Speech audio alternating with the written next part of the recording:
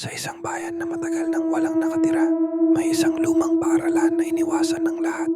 Sinasabing noong isang gabi, isang grupo ng kabataan ang pumunta dito para magpasikat, maglakad-lakad, at mag-selfie sa madilim na pasukan.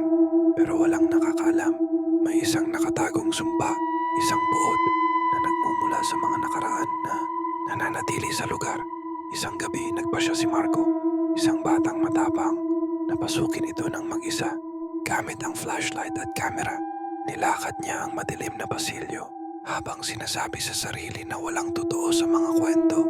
Pero sa bawat hakbang, naririnig niya ang mahihinang bulong, mga yapak na hindi niya nakikita at mga pinto na kumakalansing sa hangin. Sa isang bahagi, nakakita siya ng isang lumang classroom. Ang mga upuan ay nagkalat at ang blackboard ay may nakasulat na isang nakapangilabot na mensahe. Huling sigaw, huwag mong kalimutan. Nang tiningnan niya ang kamera, biglang may lumitaw na anino sa likod niya. Isang batang nakaputing damit, nakapaling ang ulo, nakangiti pero punong-puno ng buod.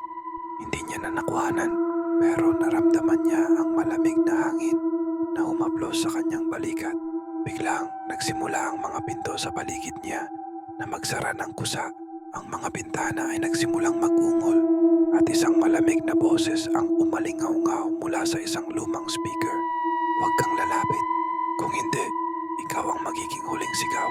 Nang sinubukan niyang umatras, naramdaman niya ang isang malambing na kamay na humawak sa kanyang braso.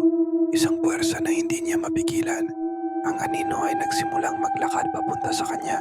Ang mga mata ay nagpupulungan ng galit. Ang mukha ay puno ng buod. Naghihintay na siya ay mapuno ng sama ng loob. Sa isang iglap, nagsimulang umalingaw-ngaw ang sigaw ng isang batang babae.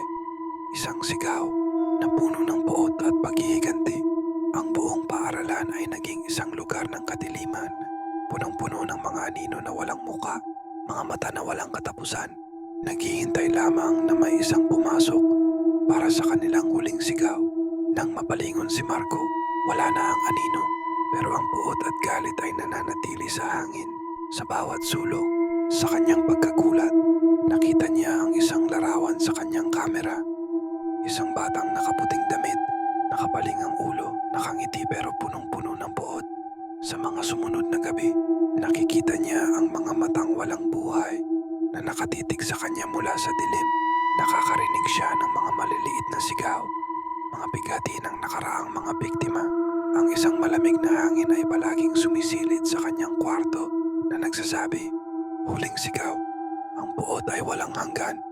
Ngayon, tuwing gabi, naririnig niya ang isang batang boses na nagsasabing, huling sigaw, huwag mong kalimutan. Pero ang totoo, ang mga anino ng paaralan ay hindi kailanman nagsasawa. At kapag nakakita ka ng isang sigaw sa dilim, siguraduhin mong hindi na muling babalik. Kung ayaw mong maging huling, sigaw na kanilang maririnig.